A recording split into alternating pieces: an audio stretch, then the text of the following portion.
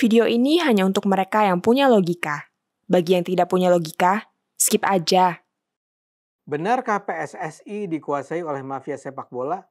Lebih spesifik lagi, benarkah Erick Thohir, Arya Sinulinga, Patrick Kluivert, dan kawan-kawannya dikuasai mafia sepak bola? Benarkah tersisihnya Indonesia dari Piala Dunia 2026 terjadi karena para pengambil keputusan di PSSI dibayar oleh para bandar judi agar Indonesia kalah? Itulah rangkaian pertanyaan yang kini mengemuka. Saya tidak berani untuk mengiyakan atau membantahnya. Kita seharusnya tidak menuduh orang-orang tersebut kalau kita tidak punya bukti.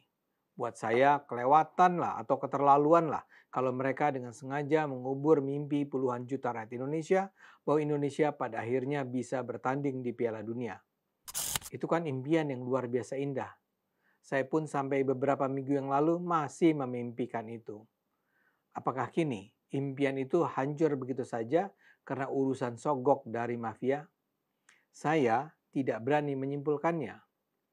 Sepak bola Indonesia memang sudah sejak lama diketahui dibelit korupsi.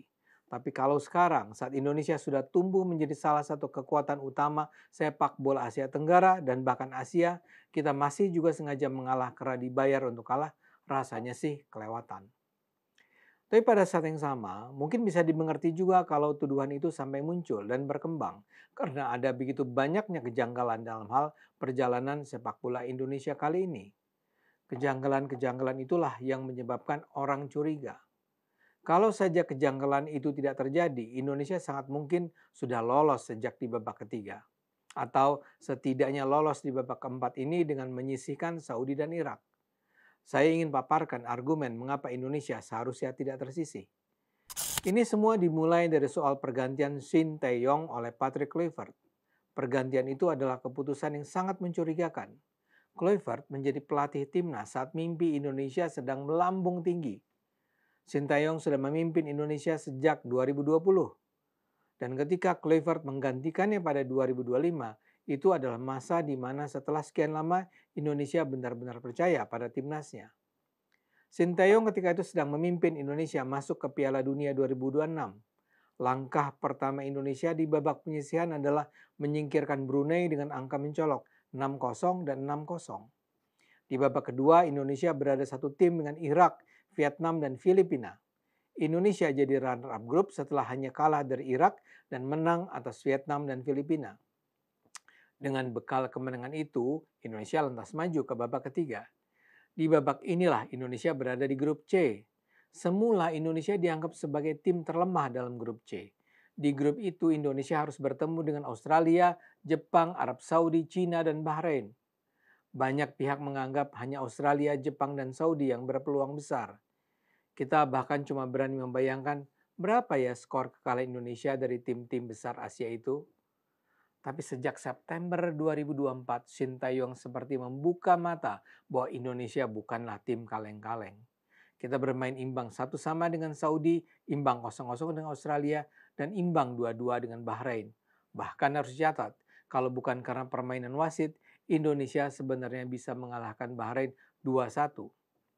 Indonesia memang kemudian kalah 1-2 dari Cina dan dibantai Jepang 0-4. Tapi publik mulai melihat Indonesia sebagai sebuah kekuatan yang tak bisa diragukan. Apalagi setelah itu Indonesia mengalahkan Saudi 2-0 di Jakarta. Ini benar-benar sebuah prestasi luar biasa. Shin Tae-yong nampak sebagai seorang sosok yang membawa keajaiban bagi Indonesia. Tidak pernah rasanya orang Indonesia sebangga saat itu dengan timnasnya. Berbagai komentator sepak bola internasional pun tidak pelit memuji kebangkitan Indonesia sebagai raksasa baru di Asia Tenggara. Apalagi kemudian makin banyak pemain naturalisasi bergabung. Tapi pada titik itulah mimpi Indonesia berakhir. Tiba-tiba saja Erick Thohir memutuskan untuk memecat Shin Tae-yong untuk kemudian diganti oleh Kluivert. Media menyoroti bahwa keputusan itu tidak melalui konsultasi mendalam dengan pelatih dan pemain. Erick hanya mengatakan bahwa pergantian dilakukan karena merasa tim nasional butuh kepemimpinan yang lebih kuat dalam hal strategi yang disepakati dengan pemain serta komunikasi yang lebih baik antara pelatih dan pemain. Menurut Erick, Kluivert dipilih karena adanya banyak pemain keturunan Belanda Indonesia dalam skuad, sehingga dianggap akan lebih nyambung secara budaya dan komunikasi dengan pelatih dari Belanda. Erik juga mengatakan semula ada 15 nama yang dipertimbangkan, tapi Kluivert akhirnya dipilih karena dia bersedia untuk diwawancara Erik pada 25 Desember 2024 di hari Natal. Ini kan mencengangkan. Tapi memang sejak awal Kluivert sudah dilanda banyak isu negatif. Dia dikabarkan punya utang judi sekitar 16 miliar rupiah pada periode 2011 sampai 2012 ketika dia melatih tim cadangan FC Twente di Belanda. Kelompok kriminal tersebut dikabarkan melakukan pemerasan terhadap Kluivert agar dia melunasi utangnya. Meskipun begitu, pihak penyidik dan pengacara Kluivert menyatakan bahwa tidak ditemukan bukti bahwa ia terlibat dalam pengaturan skor. PSSI juga menyatakan Kluivert bersih dari kasus judi dan utang 16 miliar rupiah. Kluivert sendiri menutup bab ini. Saat diwawancara di Indonesia, Kluivert mengatakan bahwa dia tidak merasa perlu menjelaskan lebih lanjut tuduhan tersebut, bahwa dia sudah menutup bab ini dan ingin fokus ke sepak bola. Namun penunjukan Kluivert tetap dipertanyakan mengingat minimnya prestasi yang sudah dia torehkan. Namanya memang cemerlang terutama sebagai pemain Ajax, tim nasional Belanda, dan tim Barcelona. Tapi sebagai pelatih, prestasinya relatif mengecewakan. Dari 34 pertandingan, ia hanya memperoleh kemenangan sekitar 35%. Kluivert lebih sering menjadi asisten pelatih di Belanda dan Barcelona ketimbang pelatih kepala. Ia hanya pernah menjadi pelatih kepala di Curaçao 2020-2022, tapi tanpa prestasi. Dia dianggap kurang adaptif terhadap kondisi tim, pertahanan lemah, komunikasi taktik kurang jelas. Ini beda sekali dengan Sinteyong. Sinteyong itu membawa Korea Selatan Under-20 ke final Piala Dunia Under-20 tahun 2019 menjadi runner-up. Dia juga melatih tim senior Korea di Piala Dunia 2018 yang mengalahkan Jerman 2-0. Sinteyong saat ini dianggap sebagai pelatih paling berhasil dalam sejarah modern Indonesia, membawa tim kita ke level kompetitif Asia. Saat melatih, ia fokus pada disiplin, pressing tinggi, transisi cepat. Sinteyong dikenal tegas tapi sabar, mampu mengatur pemain muda Indonesia yang masih emosional dan inkonsisten. Dia juga membangun kedisiplinan fisik dan mental. Dia menerapkan diet, latihan intens, dan gaya hidup atletik. Karena sikapnya yang bersahabat, dia sangat populer di kalangan supporter. Dia berhasil membawa Indonesia ke final Piala AFF 2020, ke Piala Asia 2023, dan juga babak keempat kualifikasi Piala Dunia 2026.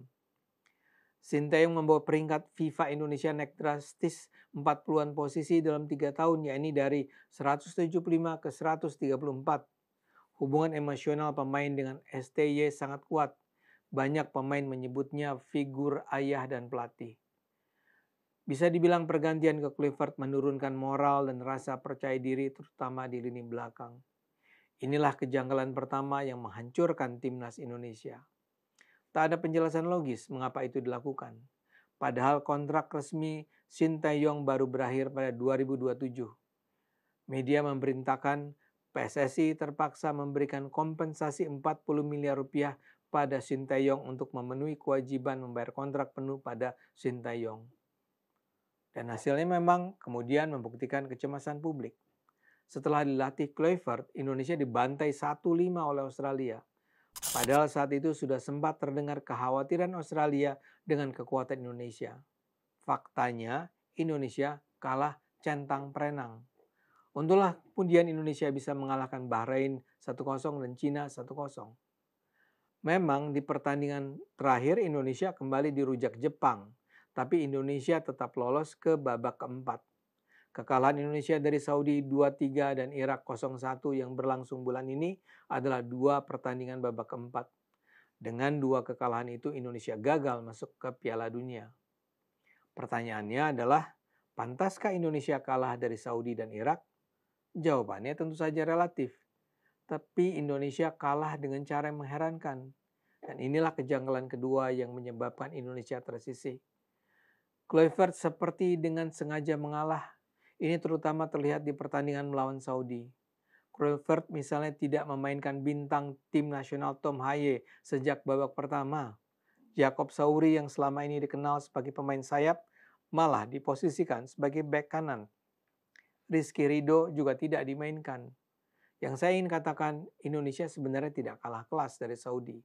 Indonesia sangat bisa mengalahkan Saudi, tapi tidak dibiarkan oleh Kluivert mengalahkan Saudi. Ketika bertanding melawan Irak, kejanggalan sama sekali tidak terjadi. Tapi ketika itu sudah terlihat bagaimana Indonesia sudah kehilangan ketajaman akibat mungkin frustrasi. Karena itu seperti saya katakan, wajar bila banyak orang mempertanyakan apakah tersisinya Indonesia terjadi akibat kesalahan Erick Thohir dan Kluivert. Seperti saya katakan, kita tentu saja tidak pantas menuduh begitu saja ada permainan uang di belakang tragedi Timnas Indonesia. Tapi biar bagaimanapun, kita layak mengakui ada kejanggalan-kejanggalan yang menyebabkan mimpi Indonesia tak tercapai saat ini. Ayo gunakan akal sehat, karena hanya kalau kita gunakan akal sehat, Indonesia akan selamat.